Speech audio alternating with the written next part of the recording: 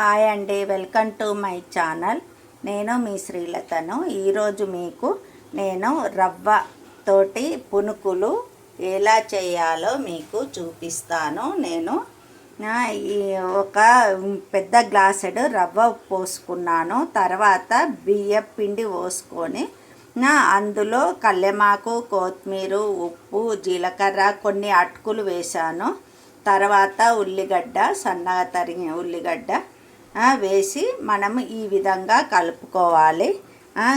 కలిపి ఉంచుకున్న తర్వాత నేను ఒక 3-4 గంటలు నానబెట్టాను. 5 o'clock తడుపుకొని ఇప్పుడు 8:30కి అలా చేస్తున్నాను. చాలా చాలా బాగా వస్తున్నాయి. మీకు హోటల్లో ఎలా అయితే వస్తుందో దానికంటే కూడా మంచి క్రిస్పీగా చాలా బాగా ఉంటాయి. లోపల మీరు ట్రై చేయండి. ఈ విధంగా చేసుకోండి. కామెంట్స్ రూపకంగా తెలియచేయండి. ధన్యవాదాలు.